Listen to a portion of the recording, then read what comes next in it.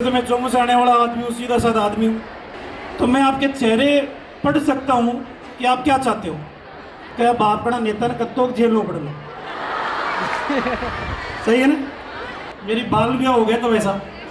उस समय जब मैं यूनिवर्सिटी के अंदर पढ़ता था तो उस समय मेरे लोग कुछ भी थे। मेरे दो बच्चे हैं कि जुल्म सहने से जालिम की मदद होती है, और जिंदगी में अगर जीना है तो कैर तो डाना ही होगा।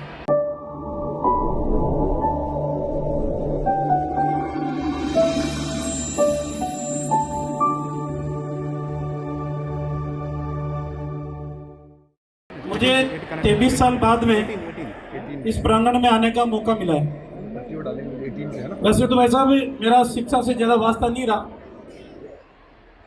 और वैसे तो मैं जम्मू से आने वाला आदमी हूँ, सीधा साधा आदमी हूँ। लेकिन मैं राजस्थान कॉलेज में जब पढ़ता था तो मैं साइकोलॉजी का स्टूडेंट था। तो मैं आपके चेहरे पढ़ सकता हूँ कि आप क्या चाहते हो। क्योंकि जब मैं कॉलेज के अंदर आया तो दो तीन बच्चियां बात करी थी, क्या बाप बड़ा नेता ने कत्तो जेल में पड़ लो। सही है ना। तो मैं आपको पूर्ण आश्वस्त करता हूं कि मैं आपको ज्यादा झिलाऊंगा नहीं। हाँ, पीछे से गिरते हैं, हाँ सही से।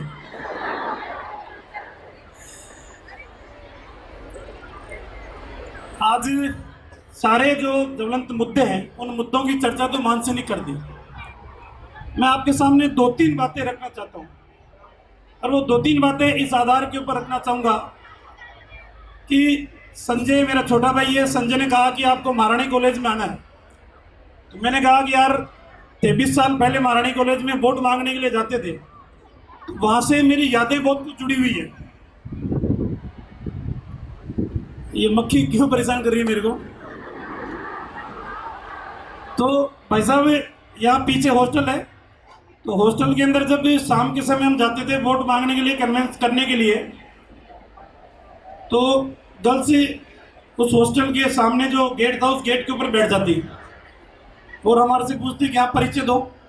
तो मैं कहता कि रामलाल। ये कौन है? ये लक्ष्मण मीणा। ये कौन है? ये भरत सराफ। ये कौन है? ये हनुमान बेनीवाल, हनुमान मील हमारे साथ था। तो कहा कि पूरी रामायण साथ है क्या? तो मैं कहा पूरी रामायण साथ है। तो क्या सीता की कमी है? तो मैंने कहा वो भी है। मेरी बाल ब्याह हो गया तो वैसा। उस समय जब मैं यूनिवर्सिटी के अंदर पढ़ता था तो उस समय मेरे लोग कुछ भी थे। मेरे दो बच्चे हैं, वो दो बच्चे भी थे उस समय। तो इधर आते थे, पीछे वाला गेट खुला हुआ था संजय भाई। तो उधर आते थे, घुसते अंदर। तो हमारे कहते हैं हीरो इधर। हाँ। चुनाव लड़ रहे हो? हाँ। ऐसे वोट मिल जाएंगे? तो वो कैसे मिलेंगे? तो कुछ सुनाओ। तो वो क्या सुनाए? तो कुछ भी सुना दो, गीत सुनाओ। मैंने कहा मेरे को गीत भी नहीं आते भाई साहब। तो फिर ऐसे ही वोट नहीं मिलेंगे। तो फिर मैं क्या करना पड़ेगा वोट के लिए कि तुम्हारे साथ वालों को ये कुछ सुनाए हमारे को। तो मैंने कहा कि लक्ष्मण मीणा था उस समय, वो सुनाता था। तो मैं उसी के सहयोग से वैतरणी पार करके गया हूँ इस महारानी कॉलेज के अंदर। और मुझे उस समय जब 2000 के अंदर मैं महासचिव बना तो सबसे ज्यादा वोट यहाँ से मुझे मिले थे। तो इस महाविद्यालय के अंदर 23 साल बाद में आने का मुझे मौका मिला है। आप सबसे मैं दो तीन बातें निवेदन करना चाहता हूँ। देखिए, वास्तविकता है कि जुल्म सहने से जालिम की मदद होती है, और जिंदगी में अगर जीना है तो कैर तो डाना ही होगा। आप सब ये नारा लगाते हुए आगे बढ़ रहे होंगे, कश्मीर हो गुवाहाटी, अपना देश अपनी माटी, जहां हुए बलिदान मुखर्जी वो कश्मीर हमारा है। युवाओं के लिए भी कहते हैं कि तलवारों की धारों पे इतिहास हमारा चलता है, जहां जिस ओर जवानी चलती है उस ओर जमाना चलता है। लेकिन वास्तविक पीड़ा की अभिव्यक्ति मानसी ने की है। सरकार की जो ड्यूटी होती है, सरकार की जो नैतिक जिम्मेदारी होती है, आज गांव का आदमी अपने बच्चों की सफलता के लिए, उनके भविष्य को सुरक्षित करने के लिए घर से उधार पैसा लेके, जमीन गिरवी रखकर, मकान गिरवी रखकर बच्चे को भेजता है जयपुर के अंदर। अच्छी कोचिंग करो, अच्छे मकान के अंदर रहो, अच्छे से खून पढ़ाई करो, और 1 साल 2 साल 3 साल मेहनत और परिश्रम करने के बाद परिणाम क्या आता है? पेपर लीक, नकल कराने वाली गैंग, जो पात्रता नहीं रखते उनका सिलेक्शन, जो परिश्रम करने वाले होते हैं वो बाहर खड़े रहते हैं। ये मन की पीड़ा है।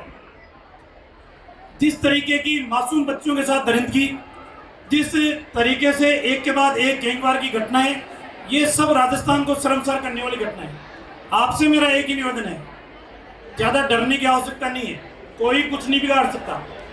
बस आवश्यकता इस बात की है कि हिम्मत और ताकत रखने की आवश्यकता है। कोई तुम ये समझो कि साहब वो ताकतवर है, ताकतवर कोई नहीं है। कोई कितना ही चाहे बदमाश हो, अगर एक बार सामना करनी है ना तो उसको पीछे कदम करने पड़ेंगे। इसलिए जुल्म सहने की आवश्यकता नहीं है। और एक में मैडम से और वाइस चांसलर साहब बैठे हैं, एक डिफेंस एकेडमी राजस्थान विश्वविद्यालय क्यों नहीं चालू करता है? राजस्थान विश्वविद्यालय के अंदर सारे संसाधन हैं। प्राइवेट सेक्टर के अंदर डिफेंस एकेडमी के बच्चों से मोटी रकम वसूल करके वो संचालित कर रहे हैं। आप सिर्फ मिलिट्री से एक MOU कीजिए, उनके जवानों का बुलाइए, प्रशिक्षण दिलाइए, काबिलियत तैयार कीजिए। जब तक स्किल तैयार नहीं करोगे तब तक डिग्री बांटने से रोजगार नहीं मिल सकता। डिग्री के साथ साथ स्किल जरूरी है। तो मैं चाहूँगा कि आने वाले समय के अंदर इसके ऊपर भी वाइस चांसलर साहब विचार करें। आपने इस अवसर के ऊपर मुझे बुलाया, आपको तहे दिल से धन्यवाद देता हूँ। और छात्र संघ के तमाम पदाधिकारियों को विशेष धन्यवाद मैं दूंगा कि इस अवसर के ऊपर मुझे याद किया। बहुत बहुत धन्यवाद।